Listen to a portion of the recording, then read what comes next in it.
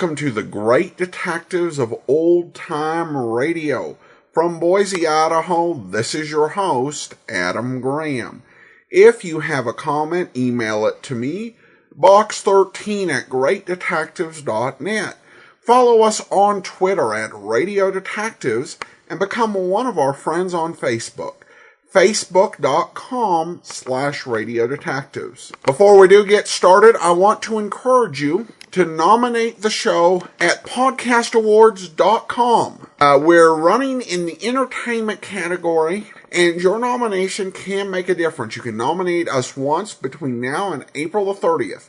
So please nominate the show, podcastawards.com. Well, now it's time for today's episode of The Adventures of Michael Shayne. The air date was sometime in 1948, and this is The Case of the Hunted Bride.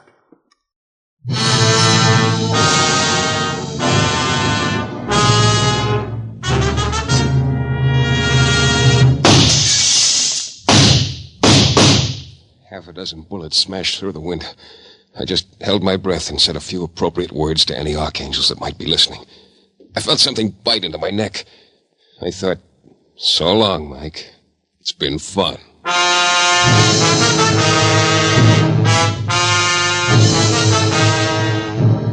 The New Adventures of Michael Shayne, Private Detective.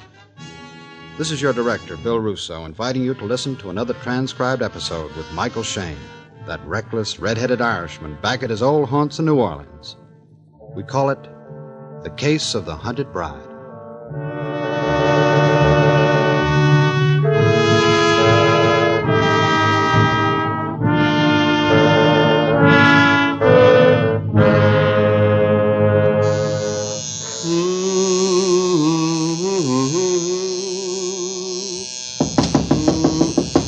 Come in.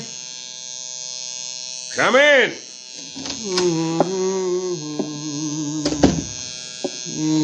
Mr. Michael Shayne, the private detective. Yeah, have a chair. I'll be finished shaving in a second.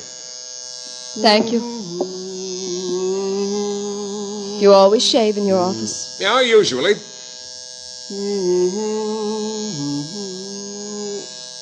Oh, that's good enough. You know, it's a funny thing about this razor. For years, it hummed Jeannie with the light brown hair. The last couple of days just can't seem to carry a tune. I had no intention of seeing you when I came to New Orleans. I just wanted to see the city again, to perhaps recapture some of the pleasant memories. You see, I grew up here. That's so? Yes. And I wanted to see it just once more, before I die. Which should be sometime around 1990. Which will be tonight. What's wrong with waiting till 1990? It's my husband, George. Yeah, it usually is. No, you don't understand, Mr. Shayne. I love George. He's my whole life. Well, then why end it? Knowing what I do, I can't go on. I don't want to live. And yet, what if I'm wrong? What if none of it is true? I want you to find out the truth. Just what do you think is the truth, dear lady? That my husband, George, is a murderer.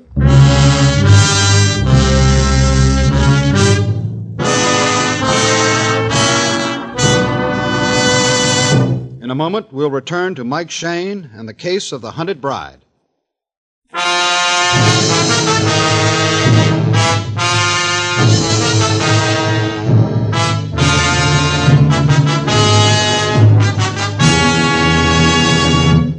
Her name was Grace Morrison, Mrs. George Morrison, to be exact.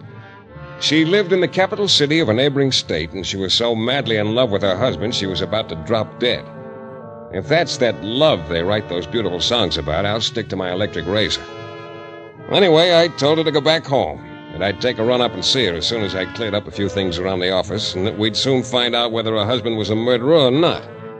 In either case, I was to get my usual $20 a day. Lovable little me. As it turned out, I didn't arrive in her city until early the next evening. I registered in a little hotel, and then I telephoned her.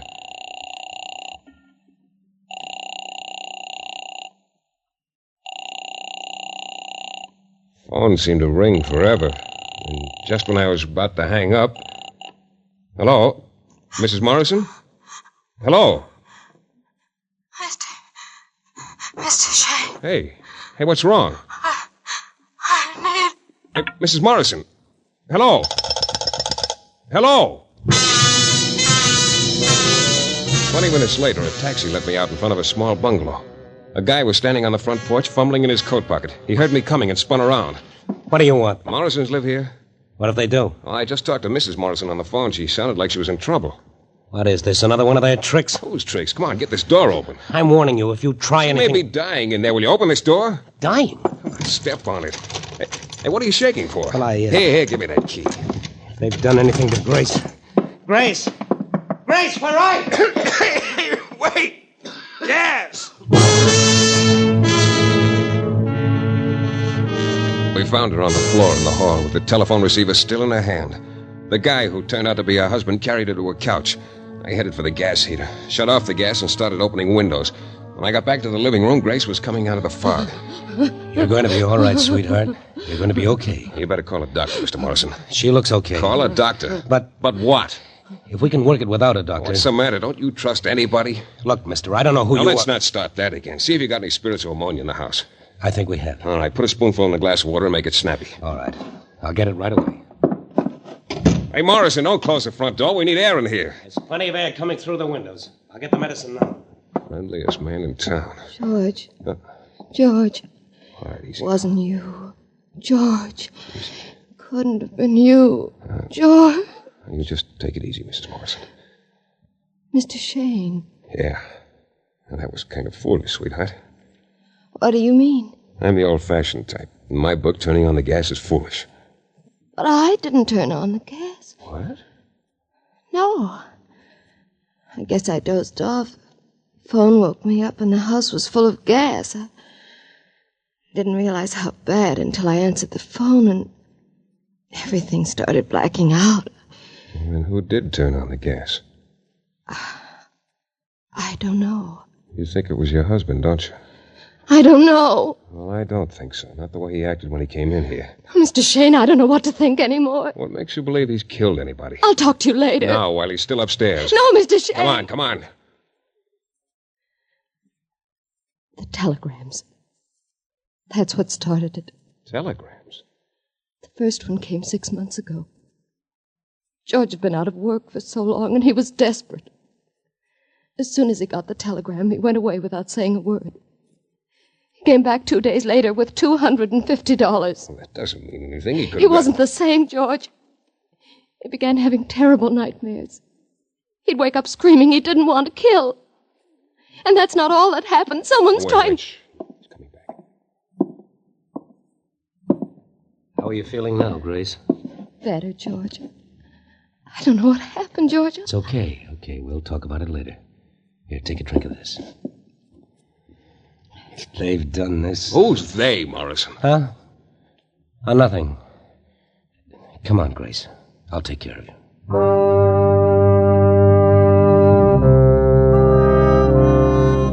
He carried her upstairs, and the way they looked at each other, I wanted to whip out a violin and play gypsy music. What was going on here? Well, I lit a cigarette and wandered through the house, trying to make sense out of what Grace had told me. Trying to understand how that fitted in with the hem-stitched "God Bless Our Happy Home" that hung over the sofa. Then the phone started ringing. Hello? So you got home in time to save your wife. Alrighty, we'll try again. What? How does it feel wondering when it's gonna happen? Wondering if it's gonna be you or your wife? Joe Blake didn't have to wonder, did he? Joe Blake? Wait a minute. Who is this? This is Mike Shayne. Now... Hello? Hello? Put the phone down, Shane. Yeah, but I look. said put the phone down. Sure. Some woman. She sounded like... I know how she sounded. Hey, who's Joe Blake? It's getting late, Shane. You're so subtle, Mr. Morrison. Who's Joe Blake? Good night, Mr. Shane. Before I go, can I ask you one final question, Mr. Morrison? Well? Who's Joe Blake? You ask a silly question, you get a silly answer. I heard the lock click behind me, and the lights went out inside the house. It was a cold, black night. A couple of blocks away, I saw a lighted street, and I heard a streetcar. I started walking toward it, and then I stopped. Not a sound. Not a... The sound was light. Might even have been a twig falling, only twigs don't wear shoes. The sound of the streetcar was louder now, but so were the footsteps.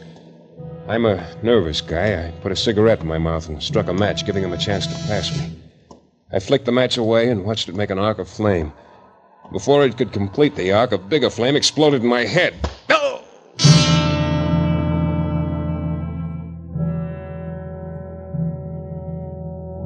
I don't know how long it lasted. It was like spending the summer in a cement mixer. The pain didn't mean anything after a while, and I stopped trying to crawl away. All right, Ralph, that's enough. I said that's enough. Suddenly, everything stopped. Then I heard a nice friendly sound. A gun getting ready for action. Turn the flash on him, Ralph. You can see him all right, Ruthie. I want to see him better than all right. I want to watch his face when he gets it. Ruthie, somebody might see us. Go on, get it over with. I said turn the flash on him. All right. They had the lights on Joey when he died. All right, now you got your light. Hey, wait. Huh? This guy ain't Morrison. No. No, he isn't. How do you like that? Now, punk! Punk!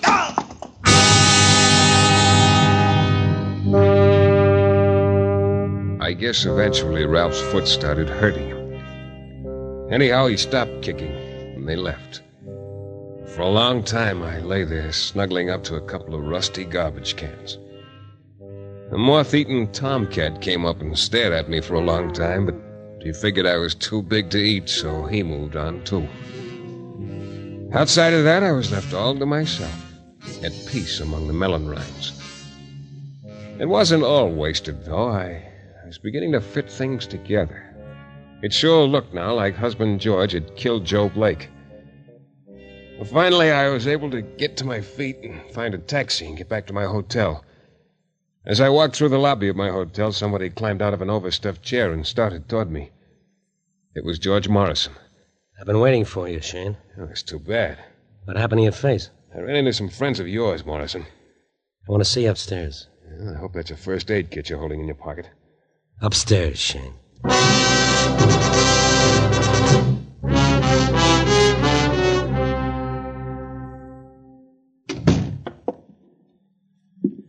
All right, what do you want? Grace finally admitted what you really were, Shane. Oh, people have been calling me that for years. We don't need any private detectives around here. Start packing. You're going back to New Orleans. But I just got here. Start packing. Suppose I don't. You'll find out you were wrong about what I got in my pocket. Okay. Yeah, this suitcase sure gets a beating. There's a train leaving here at midnight. I've already made your reservation. Oh, that's mighty friendly of...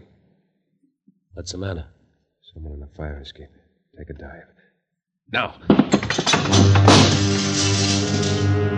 I took a dive to the floor myself, knocking over the lamp and plunging the room into darkness.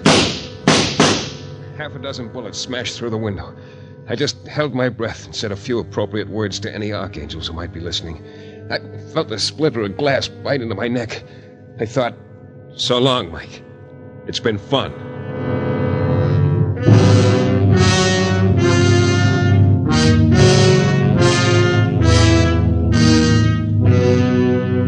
In a moment, we'll return to Mike Shayne and the case of the hunted bride.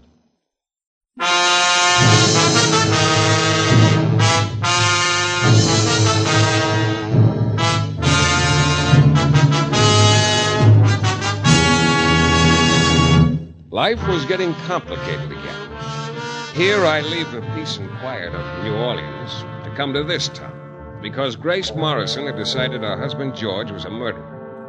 And everything that had happened since my arrival had convinced me that the lady was so right. Now I was nibbling the rug on my hotel room floor while someone on the fire escape kept pumping bullets through the glass at George and me. Finally, I realized that the shooting had stopped. Then I heard footsteps down the fire escape. I raced to the window just as some guy reached the yard below. At the edge of the yard, a girl huddled against a fence, trying to keep out of range of the street lamp. She was wasting her time, though. Even from where I stood, I recognized her as Ruthie, the little sweetheart I'd met in the alley earlier in the evening. As I watched, the guy on the fire escape joined her. He turned out to be Ralph, the happy-go-lucky chap who'd tried to drop-kick my head into the Gulf of Mexico. They hurried away. Then I remembered George Morrison. Oh. What's the matter with you? Here, let me get the light on. Where are you hit, Morrison? In the shoulder. Yeah, let go of the gun. Not a good it did you. I didn't get a chance. A time killer like you, it doesn't look too good. What are you going to do? Call a doctor? No. What have you got against doctors? You know, some of those guys are pretty talented. Shayne, put the phone down, please. Operator. Operator. Shayne, I beg you. I don't care about myself, but for my wife's sake. What do you mean? If we get a doctor, he'll have to report it to the police. Everything will come out in the open. You know, I think I'd like that. Well, Grace wouldn't understand. Never be the same with us again. Now, please, Shayne, give me a break. It's been tough enough. Why are those two goners trying to kill you? Because they don't understand. Because they're blaming me for something I couldn't help. For killing Joe Blake, huh? Did you kill him? Shayne, you don't understand. Just answer me. Now, listen, you Answer me. Did you kill Joe Blake? Yes, but you... Shayne. Who's there? The house detective, Mr. Shayne. Shayne, if you'll let me explain, you'll understand everything. All right. Stay here in the bedroom.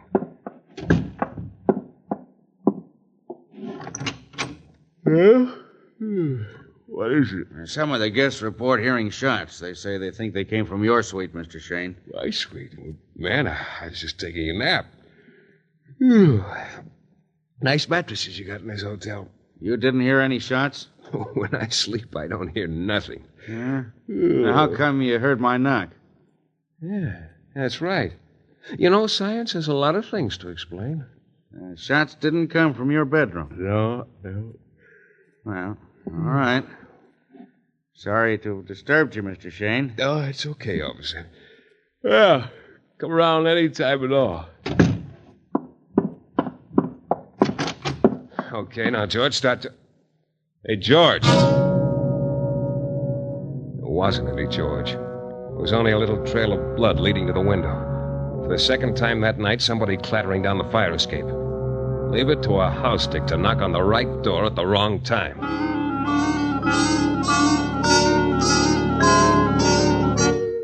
After that, I did the only intelligent thing I'd done all day. I went to sleep. Early the next morning, I called Grace Morrison. She told me that George had come home late with his arm all banged up. Said he'd bumped into something. Then I went over to the police department. Being as coy as possible, I tried to find out if the cops were looking for George Morrison or a reasonable facsimile. They weren't. I went to the public library and got out all the old newspaper files. You know, I didn't find Morrison's name, but Joe Blake's name was scattered through the crime news like confetti. A cheap little hoodlum who'd done everything in the books. One picture showed him and Ruthie smiling at each other across a nightclub table. Ruthie looked better in those days. The last item said Joe was being sought in connection with a gangland murder. That was 6 months ago. There were no more papers. The librarian told me the other issues hadn't been bound yet, but she'd get them for me. I couldn't wait. Something was clicking in my brain. I left the library and headed for the corner drugstore. I found a phone booth, dialed the Times Express. I knew a guy on the crime beat. Pete? Yeah, hiya, kid. Long time no see. It's Mike Shayne. Yeah. Hey, Pete, can you give me a little information? Yeah. Ever hear of a guy named Joe Blake? Yeah. Yeah, I thought so. Well, tell me, what finally happened to Joe? There comes the dawn. And the guy who pulled it? Yeah, I know it's supposed to be confidential, but... was his name George Morrison? Yeah. Hey, Pete, tell me something, will you? Where do I go to donate my head to the fat drive? I'll explain later. Right now I gotta make another call, quick. Shame, when they were passing out brains, you must have been out to lunch. Just a minute, Mac. I'll be right up. Hey, will you stop pounding up? Oh. I looked out to see who was making like a woodpecker on the glass, and I found myself looking into the little pink eyes of Ruthie's friend, Ralph. He motioned me to come out of the booth.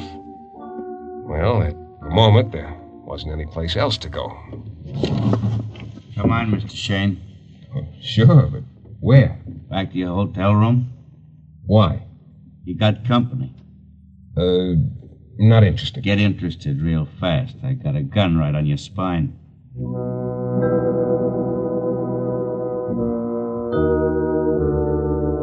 So we went back to my hotel room. He waited in the hallway till I unlocked the door and closed it behind me. Then I heard him going back down the hall. I stood for a moment in the darkness. Then I saw the glowing cigarette. I snapped on the light. It was Ruthie making herself very comfortable on the sofa. She sat up, smoothing her dress down with one hand and holding a gun in the other. Nice couch. Nice room. Mine. I know. That's why I came. I'm only paying for a single. They're liable to raise the rent. Would you mind? Yeah. You see, I can never be myself with a girl when she's holding a gun. I want you to do something for me, Michael. Sure. Coax me, Ruthie. Get on the phone. I'm going to give you a number to call. Swell. If a man answers, I'll hang up, huh? I want you to call Brighton 4506. Brighton 45... That's George Morrison's number. Uh-huh. I don't think I want to, Ruthie, honey. It's a shame, Michael. And I'm going to have to kill you. Go on, get on that phone. Brighton 4506. Yeah. Operator. Brighton 4506. 4506, thank you. What do you want me to say? I want you to tell George Morrison to come over and see you right away. Tell him it's very urgent. As the phone rang, I glanced out the window. Down on the sidewalk, I saw Ralph leaning against a lamppost and reading a paper. I guess it was then that the idea came to me. It wasn't great, but so what? I had about as much chance as a guy buying a ticket on the Irish sweepstakes, only if I lost, I couldn't just tear up the ticket and try again next year. Hello? Oh, hello, Grace. This is Mike Shayne. Oh, Mr. Shayne, I'm so glad you called. I'd like to speak to your husband, George. He's on his way over to see you at the hotel. I don't know what for. What? Yes, he... Oh, fine. Well? You're in luck, Ruthie. Morrison's on his way over here now. Isn't that nice, Mike? You must have gone for Joe Blake in a big way. We were so right for each other, Joe and I. When that happens, you don't want to lose it. Where are you going? Open this window. It's stuffy in here. Sit down. You get nervous, Mike. Me fresh out of bromide. I said sit down. But I didn't sit down right away. Now the plan had to work. There was nothing else. I looked down at Ralph again. While I watched, he looked up. I sat down on the windowsill, lit a cigarette. Ruth was thinking about Joe Blake. You could tell it by looking at her eyes, her lips. She didn't even notice me. I signaled to Ralph with my head for him to come up. He dropped the newspaper and looked confused, but he didn't move. Now, the plan was no good. I started walking again. I told you, sit down, Mike. Okay, Ruthie, but I've seen it work in a lot of bad pictures. What are you talking about? Nothing. You get it. Okay. Yeah? Let me talk to Ruth. Oh, you better tell her that yourself. Huh? I told you. Hello? Hello? What's going on up there? I'm coming up. He hung up. Who was it? It was your friend Ralph. What did he say? George Morrison just came into the lobby. He's on his way upstairs. All right. Sit down on that chair.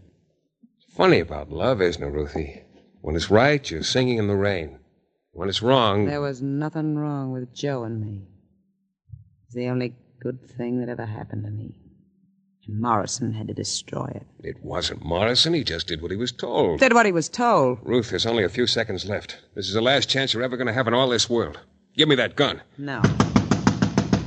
Open the door for Morrison and then duck. No. Hurry up. Suppose it's your boy, Ralph. Were you kidding? Open that door, Shayne, or you'll never open another one. No, Ruthie. All right, Mike.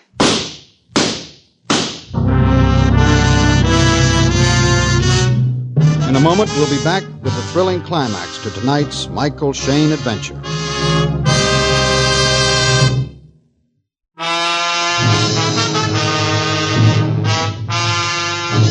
The first shot, I ducked fast. Then I realized that she wasn't shooting at me. She was shooting through the door, and even before the smoke cleared away, a trickle of red began slipping in from under the door like a calling card. She started for the door, chuckling to herself, like she'd suddenly gotten the tagline of a joke that had been bothering her for weeks. Then she opened the door, saw her pal Ralphie crumpled in the hall. She stopped laughing.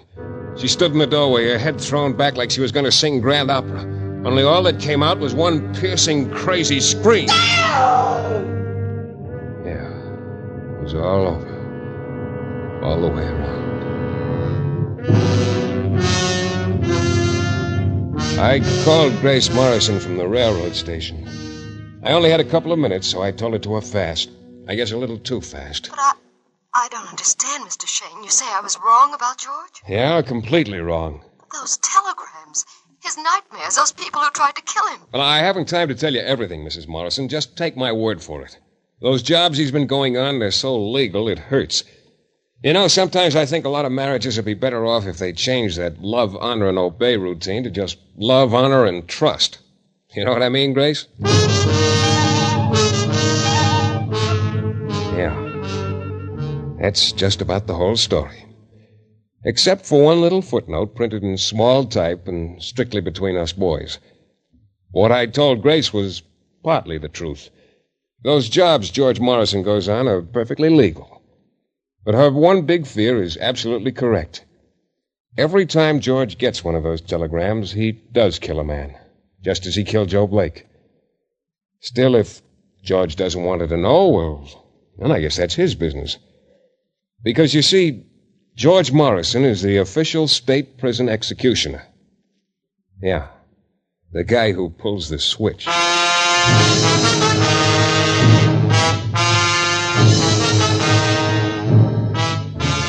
Michael Shayne is written for radio by Larry Marcus from characters created by Britt Halliday. The music is composed and conducted by John Duffy, and Michael Shayne is portrayed by Jeff Chandler. The Adventures of Michael Shayne is a Don Sharp production, transcribed in Hollywood and distributed exclusively by the Broadcasters Guild. Next week, you'll hear Michael Shayne in another suspense thriller. It's a story you'll long remember and one I will never forget.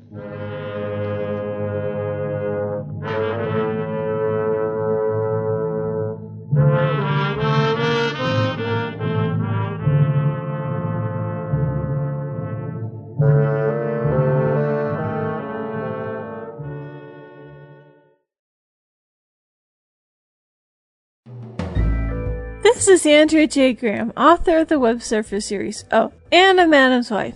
You're listening to the Great Detectives of Old Time Radio.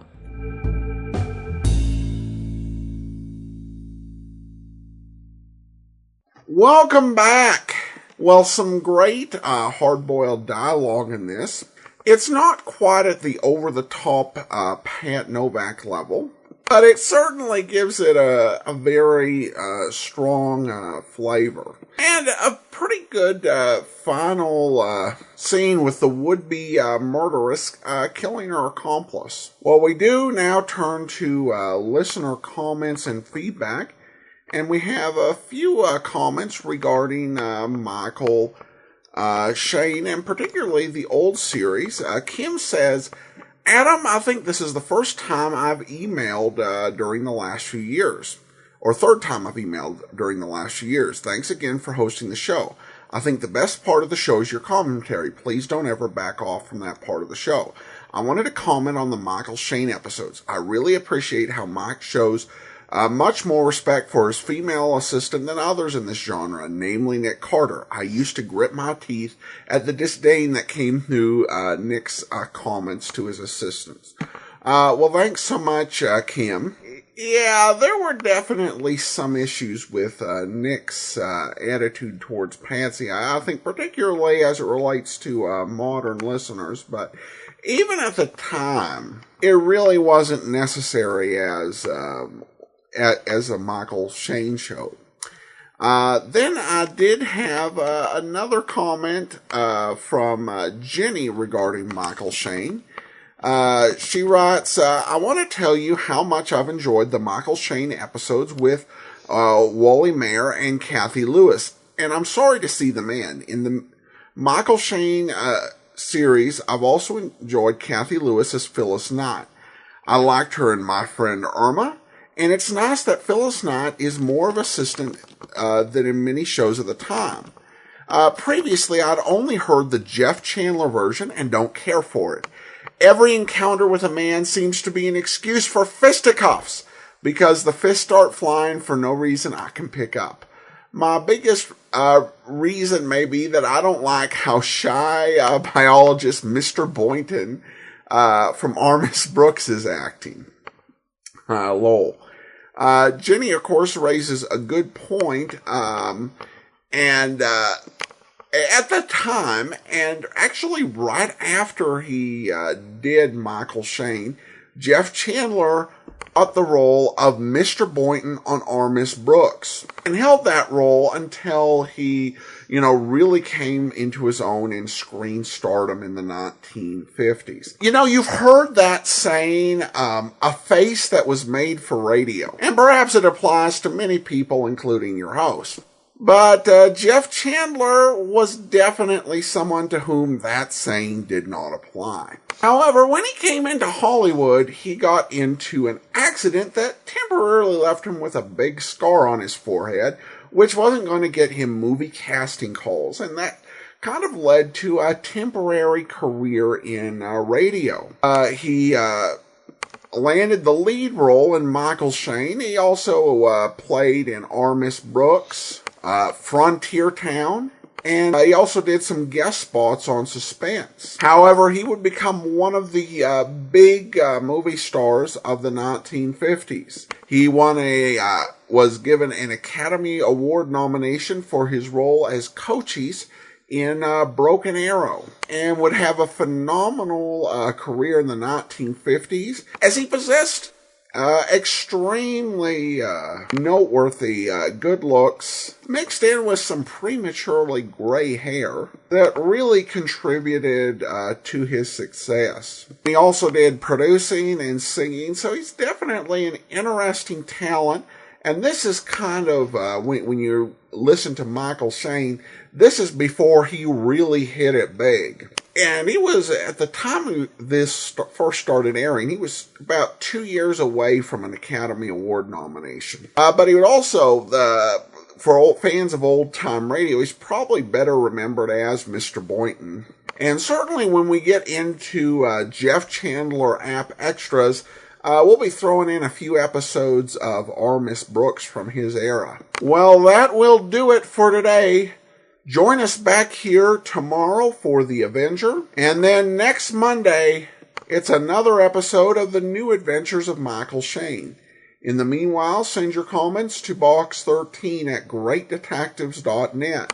Follow us on Twitter at Radio Detectives, and become one of our friends on Facebook, facebook.com/Radio Detectives. From Boise, Idaho, this is your host, Adam Graham, signing off.